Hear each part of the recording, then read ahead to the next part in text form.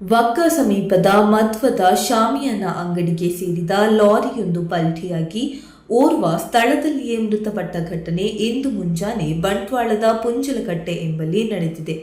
ಶಾಮಿಯಾನದ ಸಾಮಗ್ರಿಗಳನ್ನು ಬೆಳ್ತಂಗಡಿ ಕಡೆಗೆ ಕೊಂಡು ಹೋಗುತ್ತಿದ್ದ ವೇಳೆ ಪುಂಜಲಕಟ್ಟೆ ಮಂದಿರದ ಬಳಿಯ ತಿರುವಿನಲ್ಲಿ ಅಪಘಾತ ಸಂಭವಿಸಿದ್ದು, ಲಾರಿಯೊಳಗೆ ಒಟ್ಟು 10 ಮಂದಿ ಇದ್ದರು ಎನ್ನಲಾಗಿದ್ದು, ಸರಿಯಾದ ಮಾಹಿತಿ ಇನ್ನೂ ಕೂಡ ಲಭ್ಯವಾಗಿಲ್ಲ.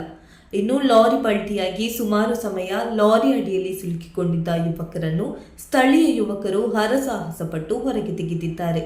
ಆದರೆ ಲಾರಿ ಪಲ್ಟಿಯಾದ ರಭಸಕ್ಕೆ ಪರಂಗಿಪೇಟೆ ನಿವಾಸಿ ಕಾರ್ತಿಕ್ ಮೃತಪಟ್ಟಿದ್ದು, ಇನ್ನಿಬ್ಬರ ಸ್ಥಿತಿ ಚಿಂತಾಜನಕ ಸ್ಥಿತಿಯಲ್ಲಿದ್ದು, ಇನ್ನುಳಿದಂತೆ ಗಾಯಗೊಂಡವರ ಹೆಸರಿನ ಮಾಹಿತಿ ಲಭ್ಯವಾಗಿಲ್ಲ.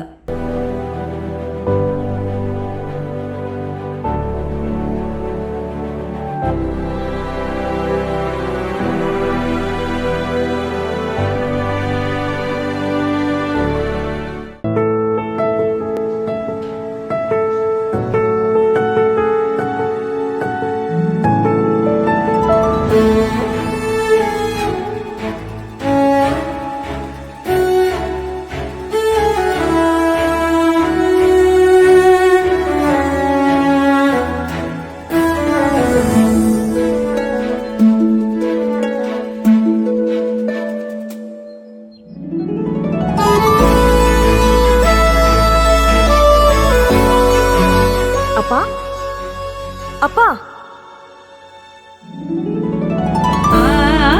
ಸಂತೋಷದ ರವಾನೆ ಪ್ರತಿ ಮನೆಗಳಿಗೆ. ಜಿಎಲ್ ಆಚಾರ್ಯ ಜ್ಯುವೆಲರ್ಸ್.